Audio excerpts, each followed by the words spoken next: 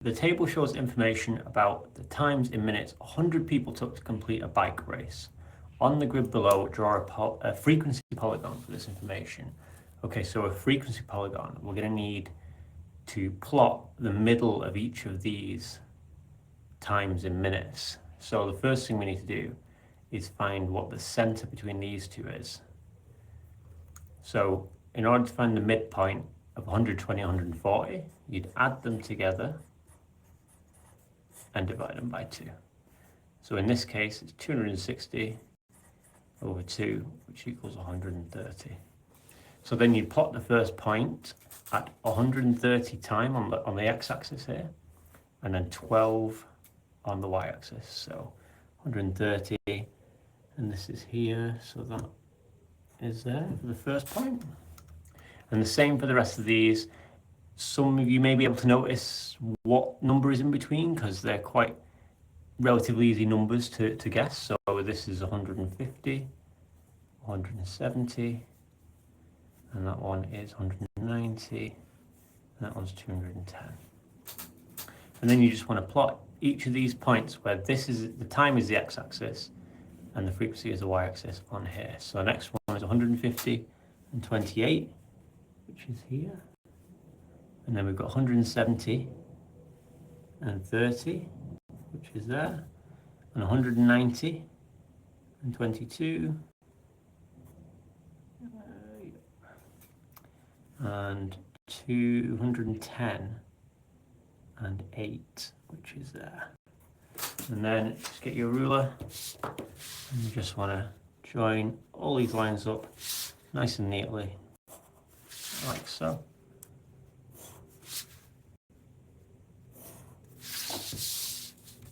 And that's it. Question 18. Write 3.402 times 10 to the 5 as an ordinary number. First of all, 10 to the 5. 10 to the 5 is 5 zeros. So whatever the power is, that's how many zeros you use. So 1, 2, 3, 4, 5. So it's 100,000. So at the minute, we've got 3.402 times 100,000. Now, you can just type this in your calculator. You can do it like this. So 3.402. And you can actually put times 10 to the power of 5. And that will give you the right answer. Or you can do it 3.402 times 100,000 like we just did. And it's still that answer. So 340,200. Okay. Now we're doing the opposite. We're going to write 0.8026 in standard form, which is this form here. So in order to do this, we need the number to be, as it is here, between 1 and 10, or 1 and 9.9, I think it is. So in this case, we want it to be 8.026 times 10 to the something. Now in this case, we've actually gone back one digit, so we've moved one digit over. So we want to go minus one digit this way. So it's 8.026 times 10 to the minus 1, because this number is smaller than this number. So 8.026 times 10 to the minus 1. Okay, question 19. Use ruler and compasses to construct the bisector of angle ABC. Now the bisector is the line that is exactly halfway between this angle here. You get your compass, and I've not got a compass, so I will just show you like this. You start here and you set your compass to a length, and you draw the line here like this with your compass, and then you keep it at that length and you go here, and then you draw the same line and do the same from this point, and then wherever these two lines intersect, that's your bisector. So you'll draw a line straight through there, and you just leave these lines on so that you'll be marked for them. Okay, question 20. Dan is playing cards. The probability that he will win a game of cards is 0.3. Dan plays 2 games of cards. Complete the probability tree diagram. So the probability.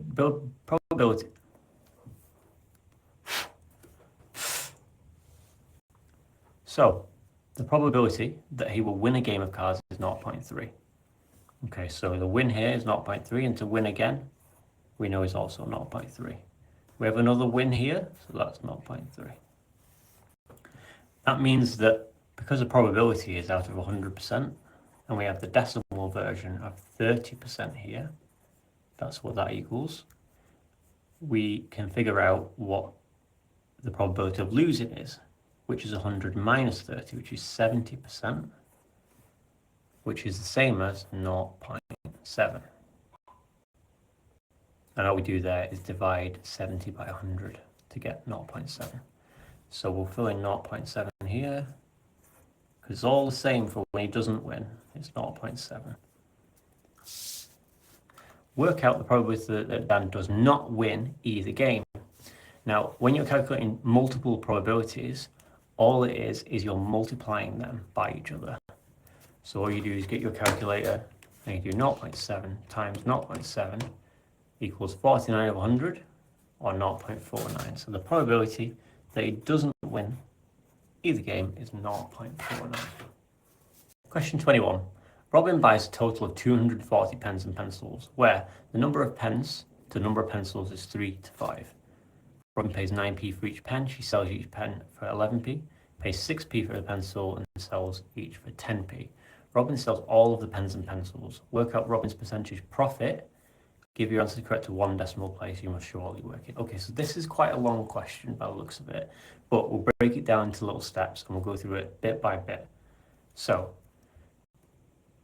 Robin buys 240 pens and pencils. So we need to find out how many are pens and how many are pencils. In this case, we can do 240 divided by 8, which is these two added together, equals 30. So every one unit here is worth 30. So the number of pens and the number of pencils we can see is 90, which is 30 times 3 here, and 30 times 5 to 150. So that's the actual ratio. Robin pays 9p for each pen. Okay, so let's work out the cost. Okay, so the pen cost is 90, because there's 90 pens, times, where is it? 9p. Let's put p there. Okay. Remember, this is in pence currently. 90 times 9 is 810 pence. The pencil cost is 150 times 6p. So we can do 150 times 6, which equals 900p. So that's the costs. Now let's work out what she sells them for. So the pen sale is 90 times 11. So we do 90 times 11, which equals 990p. And the pencil sale is 150, because there's 150 pencils, times how much she sells them for, which is 10p. So it's 10 times 150, which was 1500p. Okay. It says that Robin sells all of the pens and pencils. Work out Robin's percentage profit. Give your answer correct to one decimal place. You must show all your working. Okay, so we're trying to find out the difference between how much she's sold everything for and how much she's paid for these items. So really what we're doing is we're going to add these two together, which is the sale price, and these two together, which is the cost price. So we do 1500 plus 990, and then we take away 810 plus 900. Okay, so if we do that, 1500 plus 990, and then minus 810 plus 900 equals 780. So that's how much actual profit Robin has. We need to put that over the total cost of the items. Now the total cost of the items is the pen cost plus the pencil cost, 810 plus 900, that's 810 plus 100, which is 1710. And then if we work that out and we do 780 over 1710, we get 26 over 57, which is actually 0.456. Okay, and then if we times this by 100, we get the percentage, which is 45.6% to one decimal place.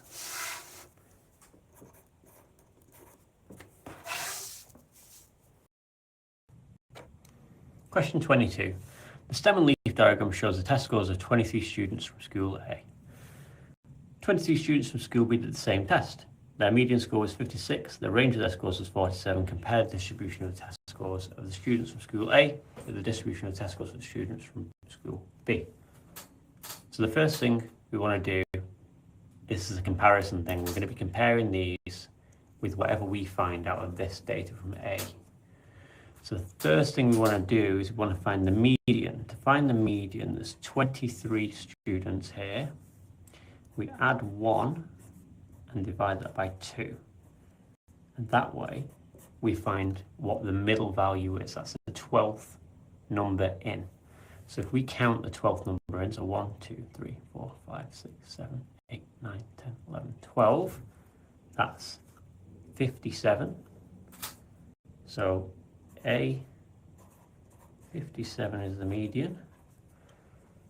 And then for the next part, we need to look at the range of the scores. So the lowest score here is 30, because these are the 10s. And this is a 10 here, so that's 79 is the highest score. So we do 79 minus 30, which equals 4.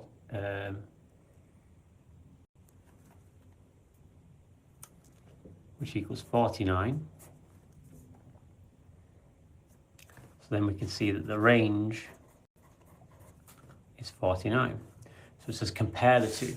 So we can see that school A had a higher median score and school A had a higher range.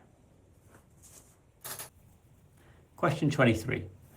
Jana uses a calculator to find the value of a number t. The answer on our calculator began 10.2. Complete the error interval for t. Okay, so the first thing we think is, oh right, 10.2, that must be rounded up or down, but it's not, because here we've got the word began. So the calculator should physically be saying 10.2 and some numbers here. So the lowest value that it could be is 10.2 itself. The highest value it could be is 10.29999 and so on. Question 24. ABC is a right angle triangle. Calculate the length of AB, give your answer correct to one decimal place. So AB is here. It looks like we're going to be using SOHCAHTOA and trigonometry. So in this case, we have an angle. We have here the adjacent, and we need to find the opposite. Now in our SOHCAHTOA, we've got the adjacent and the opposite, the tangent we need. So we do the tan of 62 degrees equals the opposite over the adjacent, which is x. Let's label the opposite x over 7.6. And to find x here, we use algebra and we say, right, we'll multiply both sides by 7.6. So 7.6 times tan 62 equals x. And we go back to our calculator and we type in 7.6 times tan 62 equals 14.29, but it's asked for one decimal place. So we'll go round that up to 14.3. Question 25. Simplify fully 2x cubed y to the power of 5 times 7x squared y. Okay, so we're going to multiply the coefficients first. So 2 times 7 is 14. And then we need to multiply the same values. So we've got x to the power of 3 times x to the power of 2. Now if we've got a multiplication of powers, it's the same as adding the powers like this. So x3 times x2 is x to the 5. And the reason that is because x to the 3 is this, and that's times x to the 2, which is this, which as you can see is 1, 2, 3, 4, 5, x to the 5. The same for y5 times y1, that is. So it's y5 times y to the 1, which is also y on its own, so 5 times 1. But we're not going to put 5. We have got an extra y here. This still counts as 1, so it's actually y to the 5 plus 1, which is y to the 6. Simplify m squared to the power of minus 3. In this case, we're not multiplying, we've actually got an outside of the bracket, we've got a power to a power. When we have a power to a power, instead of adding like we do up here, we multiply. So this becomes 2 times minus 3. So the answer is m to the minus 6.